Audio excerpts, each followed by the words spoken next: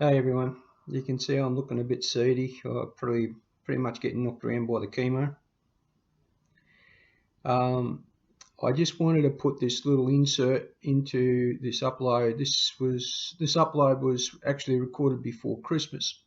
I had all intentions of getting it up before Christmas, but got hit pretty hard and went down like a sack of shit. So sorry about that. There's a bit of chemo brain going on in these posts. There could be some swearing, so if you're adverse to swearing, don't watch or block your ears or whatever. I don't know how to bleep it out. But I think that I just need to tell you guys that it's been a bit difficult. I've had some challenges, and living with chemo is definitely hard on your family. I managed to get myself well for Christmas. We went through Christmas and we had 3 Christmas things to do because there's 3 factions of our family because of who's fighting with who. So we went to 3 different sort of things, and by the time I got through number 3, I was pretty much wrecked. So there's no drinking allowed anymore. That's done. So we're going through the new year. We're about to do New Year, just a nice quiet one with Leonie and I sitting here, just reflecting on what we're going to do for this year, just trying to get back on our feet. So we're going to make our plans. We're going to comfort and love each other and get through. 3 more treatments to go. I've still got my poison bag on. Here it is. 1 poison bag comes off today. It's really knocked me around. I again would not wish this treatment on my worst enemy. But I'm going to get through the 3 treatments. My last lot of scans came back nice and clean. So I got pretty positive news out of everything. No cancer in me. And I'm just going to keep moving forwards as best I can. No one's giving me a job. I'm not getting any work at all. So I'm back on the NGEM. What little money I've got, I've used to order some parts, which might take 6 months to get here. I ordered parts in October. They still haven't got here. And they'll come, but it's because of the fighting that the Chinese are doing with everyone. It's just, I've got to buy it out of China at the moment because it's just me. And I've got to make sure that my product works, and I've got a proof of concept. I don't know how you get through to people that you've got a good idea. I just don't know. I can't get a government grant at the moment. Can't even get in to see anyone. And even if I could, I probably couldn't keep the appointment because I'm too crook. But if I got an appointment, I'd keep it, But they'll get one look at me and they'll go, God, you look like death on a stick. I feel like death on a stick. But that's what chemo does. It robs you of your energy. It robs you of I'm not eating very well, but I'm putting weight on and I'm putting on fat. I don't know why. It's nothing. I've had scans done on it and it's all bloating apparently. And they think I might have picked up a bit of an infection. Well, that's bad news because I've got no ability to fight infections off. They've killed all my bloody immune system off. So if I've got a tummy infection, they'll give me some antibiotics. They've given me some antibiotics, so that's the end of the drinking. And we've got to try to get rid of the infection. Now it's going all right. It's actually come down a bit, and I've done a bit of stuff to, on the healthy side of things. I've had to be on the healthy side of things. So anyway, let's get into this video.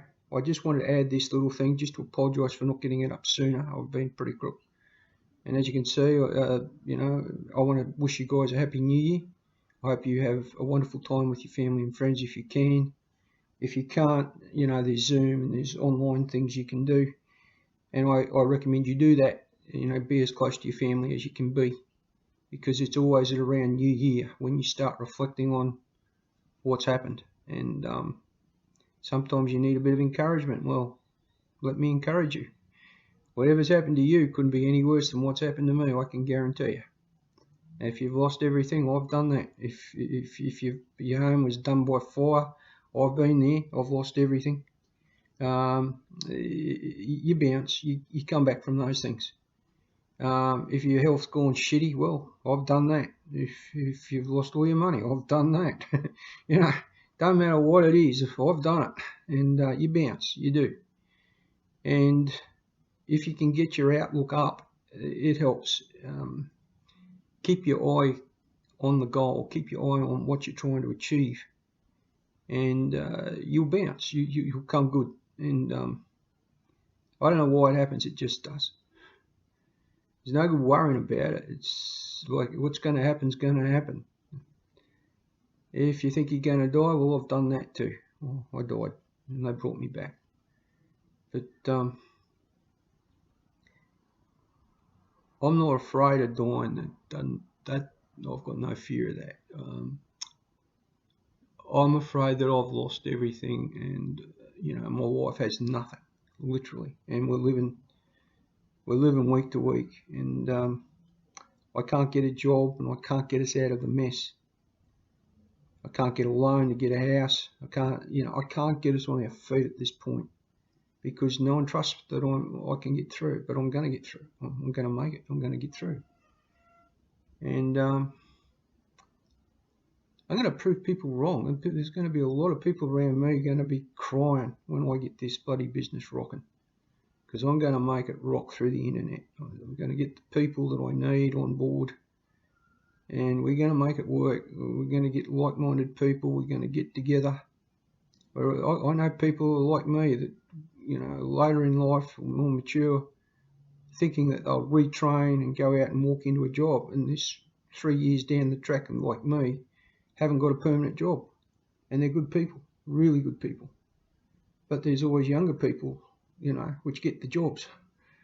And a lot of those people, like 3 months later, I see the same job advertised and they put on another young person. So you've got to wonder whether that's the company turfing them over to get because they oftentimes get a little incentive to put new people in. And it goes for 3 months or 6 months. And you see them, the jobs come up every 3 months or every 6 months or whatever it is. And it's the same job that was advertised in January is being advertised in June, And sometimes you wonder whether you even want to work for companies like that. But you've got to get the job in order to get your creds. You've got to stay active in the industry to get your creds. And they've made me jump through hoops for 3 years. I've got 27 years of experience in project work, project management, design, you name it, I've done it. And I thought I'd walk out of getting my paperwork and say, yep, here's my calls, straight into getting chartered paperwork, because I've got 27 years of experience without the paperwork. And they said, no, you need 3 years of experience. I said, mate, I've got 27 years. He said, no, you haven't. You graduated in July. I said, yeah, but before I graduated, I worked in the industry for 27 years. He's like, oh, no. Why do they make you jump through the hoops for 3 years and struggle and try to quit? Because no one's giving you a job. You've got to employ yourself and take whatever crap work you can get to keep your hand in the industry. And believe me, the work I've had's been complete crap, just complete crap.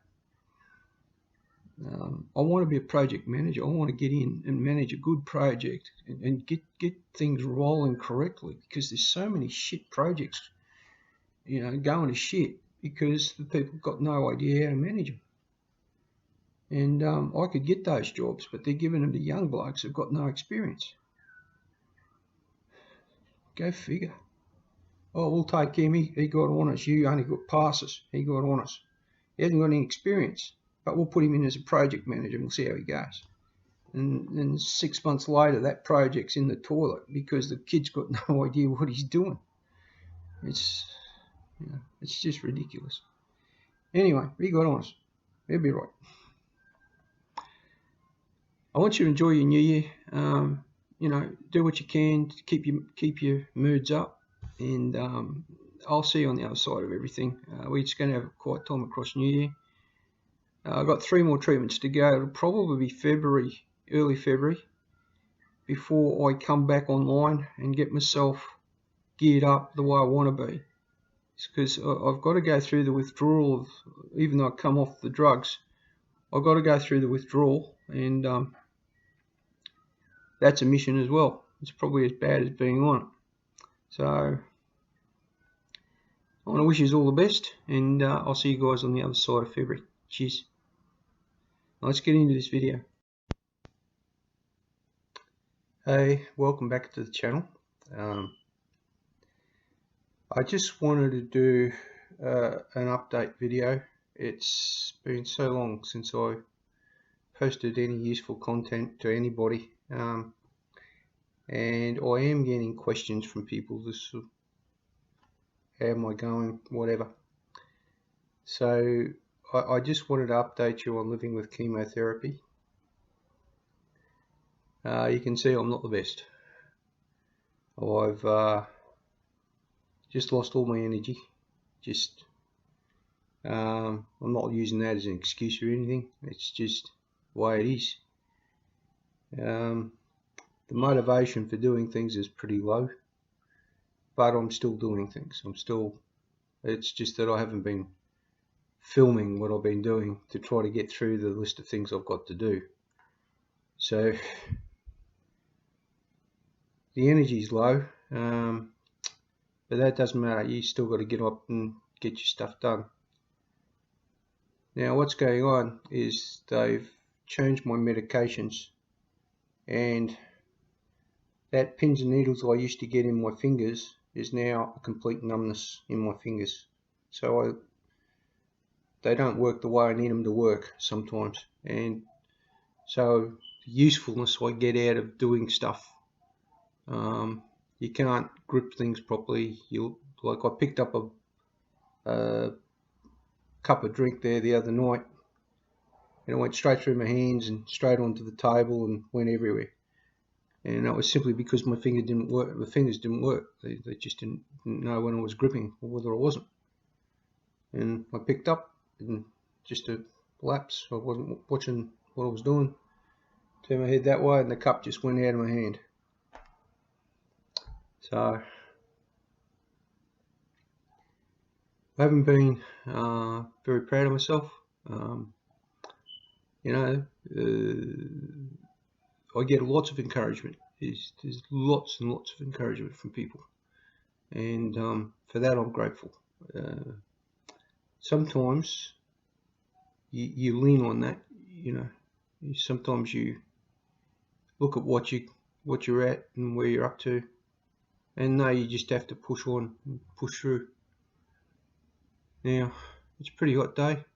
It's muggy, hot, overcast, cloudy, and it's energy sapping. It saps all of the energy, the heat, and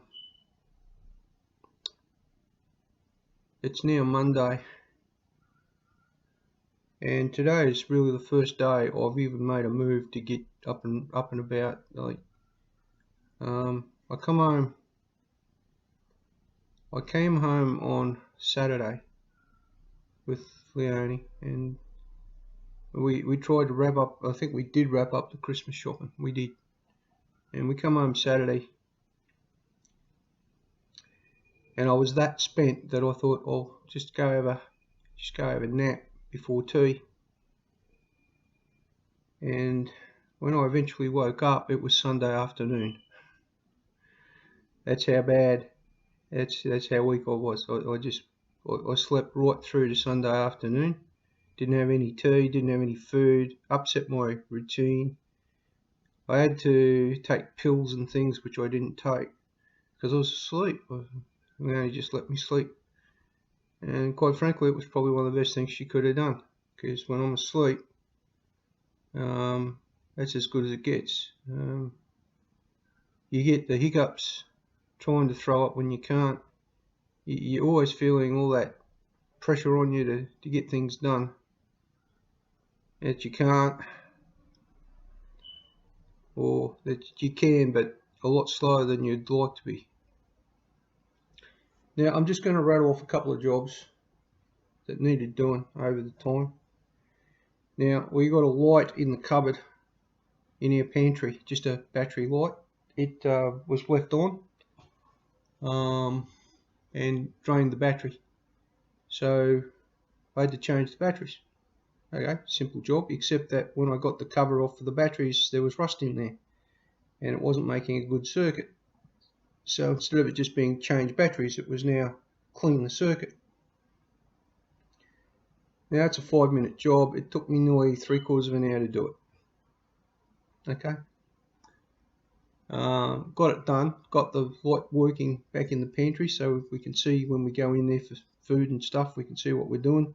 There's no other light in that cupboard other than that portable light.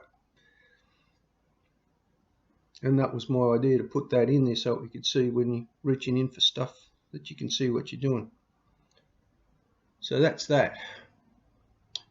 Now the other thing is the 3D printer. 3D printer needed recalibrating. She be recalibrated. Done.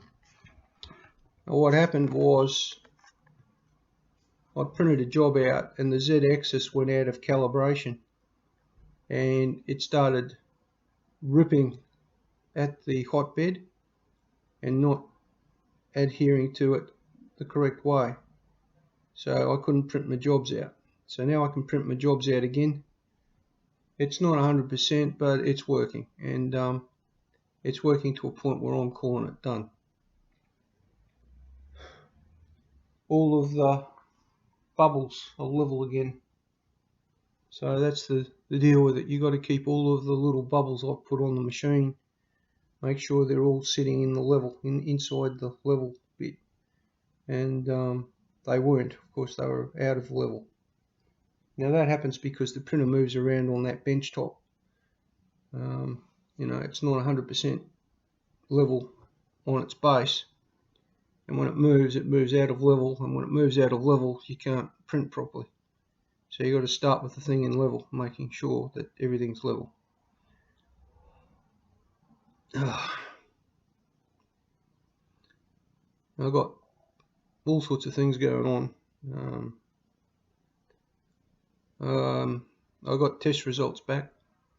The good news is that all the bad stuff seems to have left me, all the cancer. The bad news is that they opened me up, as you know, from the sternum right down to my pelvis, and they weakened the interior chamber of the stomach, the stomach chamber. And when they stapled me all back up, they used staples.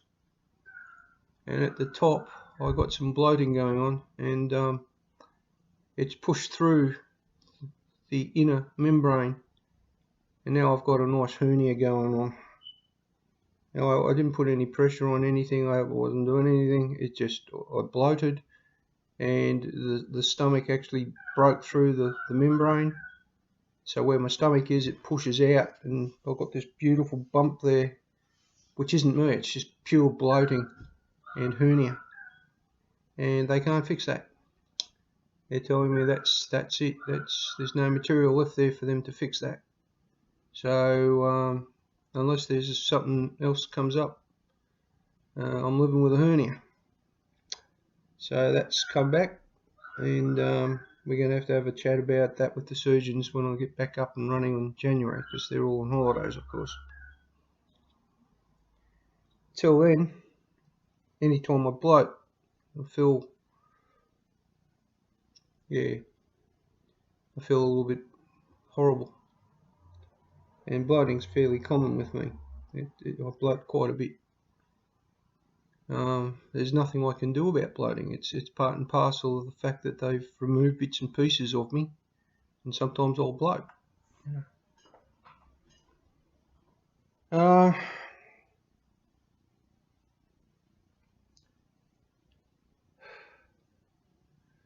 COVID thing's hotting up again in Australia. Someone in New South Wales didn't do the right thing, obviously. Didn't quarantine. Went out into the community, and now it's back in the community in New South Wales, just in time for Christmas. They're shutting down borders and shopping centres and all sorts of places. I've got to stay out of shopping centres and things. I can't trust people. When we go, the people, they walk straight at you. They don't respect the social distancing at all. I've got to wear a mask if I go in, anywhere public, anywhere at all. Got to wear a mask, got to. And even that isn't a guarantee that you're going to come home safe and sound. You know, you come home with the crap on you. I strip off everything. I I'll go have a shower. As soon as we get through the door, first thing is have a shower. That's what we do, and all the clothes go straight into the wash. That's still no guarantee you're going to get protected against this bloody virus. Now, I don't need to get COVID to be in intensive care. I can get a cold and be in intensive care. So imagine what's going to happen if I get that thing. So I've got to weigh the need to go out in public versus being safe every time I do it.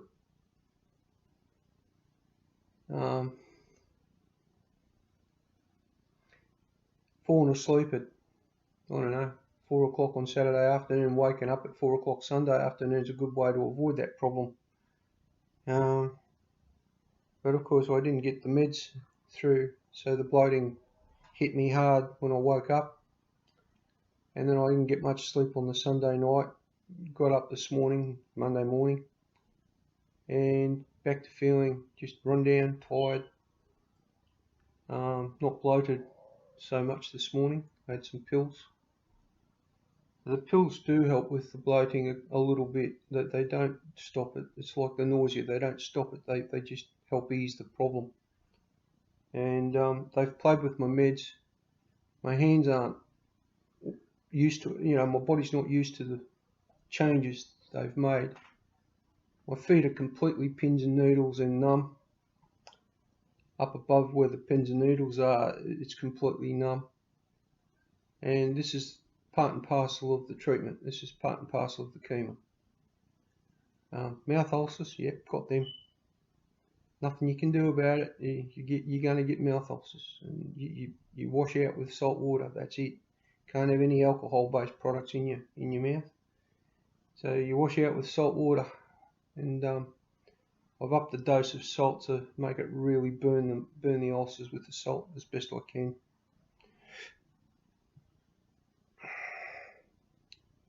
So that's where it's up to. We're looking forward to Christmas Day. I'm going to be sitting around with a mask on all day. Any of the kids have, any of the nieces' kids, the nephews and nieces' kids have got anything, I can't afford to get it. So I'll be going, but I'll be going and sitting in a chair and wearing a mask. I had been looking forward to having a few rum and cokes with my son on Christmas. That's not happening. There won't be any rum and cokes going on for me. I haven't had a drink since May. Haven't had any drink since May.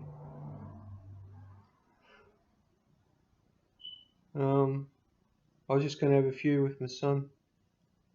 That was a plan. I talked about it with the doc, so I just said, look, I know you don't want me to drink and whatnot, but look, what's a few glasses of rum going to hurt with my son for Christmas, you know? And they literally said that the alcohol promotes the cancer. Anything you do with alcohol means more chances of getting cancer.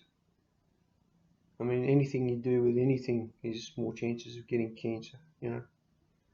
So what do? I mean, you can't deny yourself everything. You can't.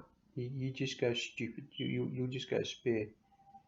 So you do it in moderation, and then you work out what you need to do to get back to normal.